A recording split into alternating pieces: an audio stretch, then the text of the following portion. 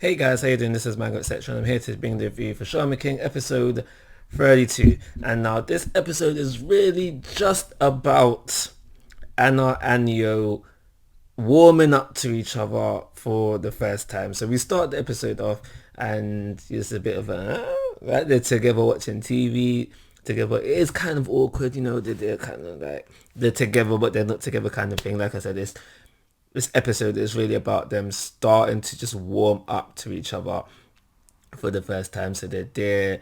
It looks awkward, but they're there together. They are trying to have a convo with each other, but again, the convo seems kind of awkward. At least this is the vibe that I'm getting. But they are essentially trying to get along. I reckon more so Anna than Yo, because Yo from Jump was on board from meeting her, from seeing her. He's like, yeah, this is my wife, this is bae, this is fiance. But Anna was like, no, I can't do it. So more so Anna warming to Yo for the first time, but essentially it is a mutual thing. And like I said, they are trying, and it seems like things are going well until a certain point where Anna reads Yo's mind, and this leads to a classic. Every time Anna slaps somebody, I always flash back to the OG anime 4 Kids dub when Anna slaps Ziki. I always flash back to that because they made such a big deal of it. It's like, oh my gosh, Anna's legendary slap. Oh no, it missed. Follow through with the right or something like follow through with the right or the left, whatever, whichever it was. So that was always made like I've always seen that as a big deal in the OG dub of version of it. So every time Anna slaps someone within this version, it always brings me back to that. So Anna slaps Yo within this episode. She reads his mind. We don't get told what Yo actually thought within this moment.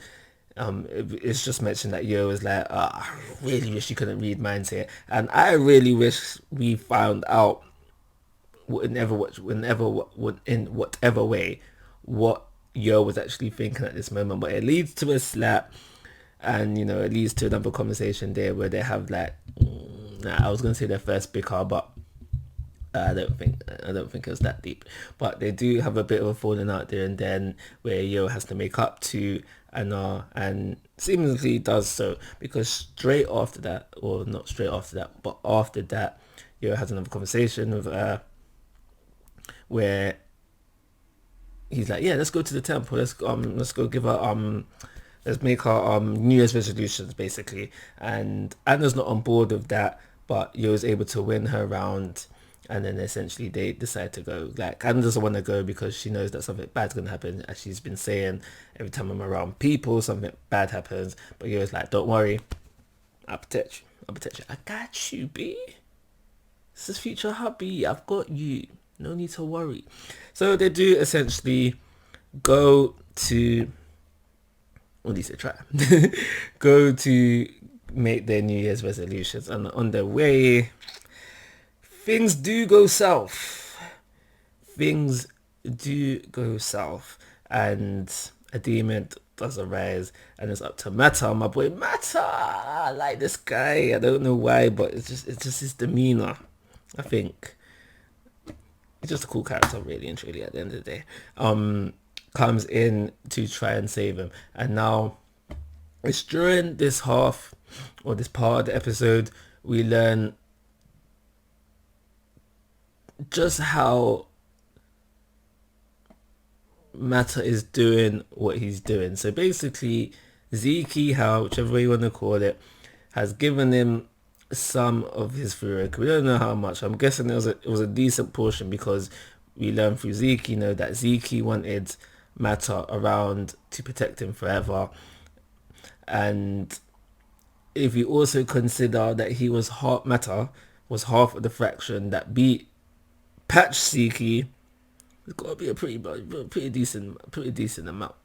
Or maybe not. Maybe was it Yoken? Maybe Yoken did most of the heavy lifting when it came to that fight. So there's that. But another thing that I liked about this part of this episode was the fight between Mata and the demon, especially the early portions of it where it seemed like Mata was still trying to feel out the demon, and there was a bit where he jetted where Mata jetted for the demon, and he's just calm. He's like, yeah, I'm going for it. But he knows he's about to get hit, and he's like, damn, I'm gonna get hit. And he's just so casual about it. That bit actually made me laugh.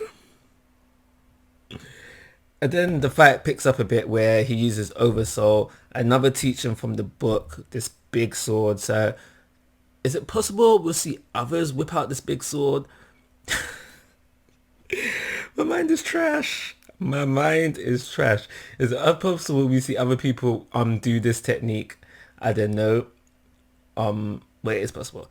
Another thing I did want to mention about this bit of the episode is, and I caught it on the second time watching it really, is the whole thing where we have Mata looking into the demon, and he mentions that this demon was made up of 1080 souls. And now this number stuck with me the second time because I remembered, and I'm remembering this from the OG anime English dub, so excuse me if I'm mistaken, but Anna's beads that she wears around her neck in the OG dub was called the 1080 beads.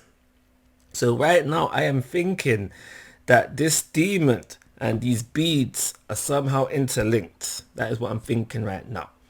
So yeah, there is that. So the fight between Mata and the demon continues. Mata manages to cut off an arm, and the demon's like, right,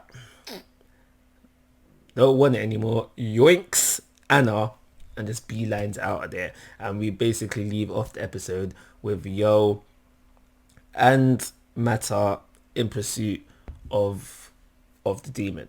And now, just based on things that were said during this episode, I'm starting to think that by the end of this arc, this flashback, both, that Mata is actually going to be dead. And that's a shame because I like the character.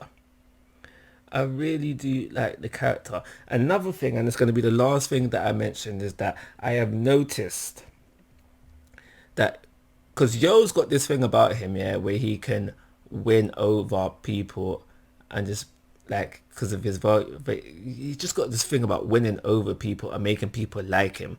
Kind of, he's got that vibe to him, and I noticed it again within this episode, especially with Mata, where he says that how it's only been 3 days. He's only been known Yo for 3 days. Well, or travelled with Yo for 3 days. He might have known about Yo previously. He's only been with Yo for 3 days, and within these 3 days, he can say that, like, yo, pun intended. No, pun unintended, sorry. It's like, yo, I actually do like this kid.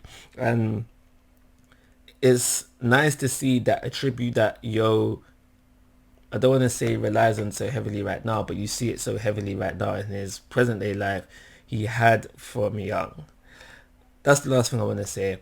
I am only going to give this episode a 3-star rating, and I'm going to call it review. Like always, guys, I'm asking for your thoughts and opinions. If you haven't already, please subscribe to my YouTube channel, but most importantly, take care. Have a nice day.